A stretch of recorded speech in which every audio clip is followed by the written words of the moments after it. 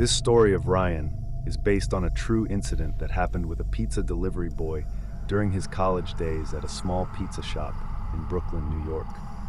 One night, around 1 o'clock, as Ryan was about to leave after finishing his shift, the shop's phone rang. He answered to hear a man speaking in a low voice, placing a late order. At first, Ryan considered refusing the order since the shop had already closed, but when the caller mentioned that he was ordering from 4 different locations, Ryan's frustration got the better of him. Ryan decided to take the order, not only because a big order often meant a generous tip, but also because he needed the extra cash. He set out immediately, though the delivery address was quite a distance from the shop.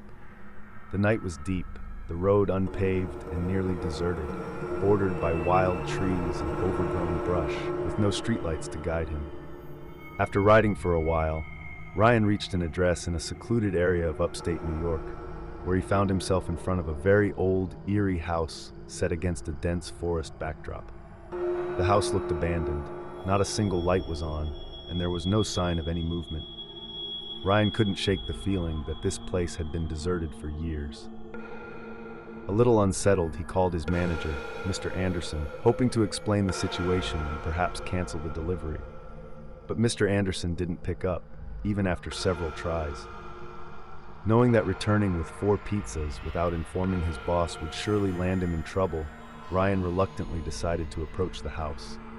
No sooner had he moved closer than a light flickered on inside the house. Gaining a small measure of courage, he rang the doorbell and called out, "Pizza delivery!" When no one answered, he rang again. This time, he heard the soft sound of footsteps from within, but still no one came to the door. Just as Ryan was about to turn back, the door creaked open on its own. Nervously, he stepped inside. In the dimly lit hall, only a faint glow burned from a single lamp. "Hello?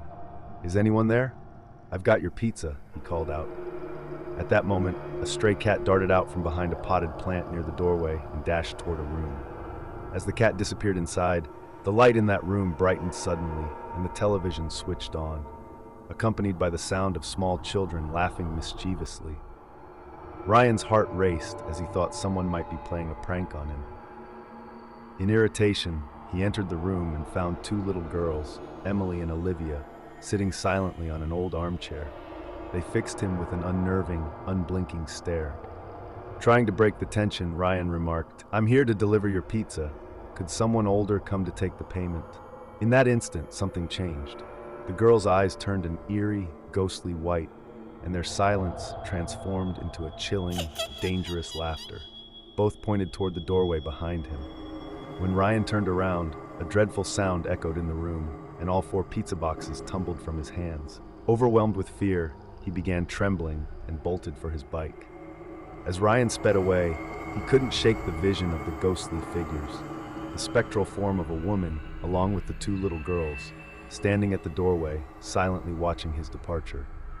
Even as he put distance between himself and the house, he sensed that his bike was being tampered with.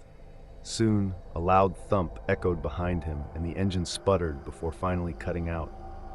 When he stopped to inspect, he discovered that one of his tires had been punctured.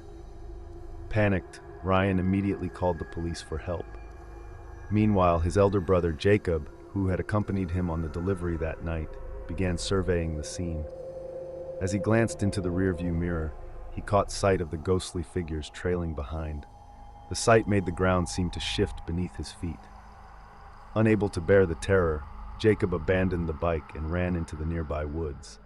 He hid behind a large oak tree, heart-pounding, and prayed for his life. After a short while, the sound of approaching police sirens spurred him to muster all his remaining courage and sprint back to the bike. When he returned, the police were already investigating the scene. Jacob recounted everything to the officers and led them to the old house. The police entered and conducted a thorough search, but found no one inside, only the stray cat that had earlier darted about. The following morning, Ryan learned that the house had been vacant for the past 2 or 3 years. Further inquiry revealed that 3 years earlier, a woman named Mrs. Parker and her 2 young daughters had lived in that very house before they were mysteriously murdered one day. Ryan was shocked to discover that the apparitions he had encountered were none other than the restless spirits of Mrs. Parker, Emily, and Olivia. Rumor had it that Mrs. Parker's soul might still be trapped there, and the identity of the murderer remained a mystery. The terrifying events of that night left a permanent mark on Ryan. He eventually quit his job as a pizza delivery boy, yet the memory of that haunted delivery and the spectral figures that watched him flee continues to trouble him to this day.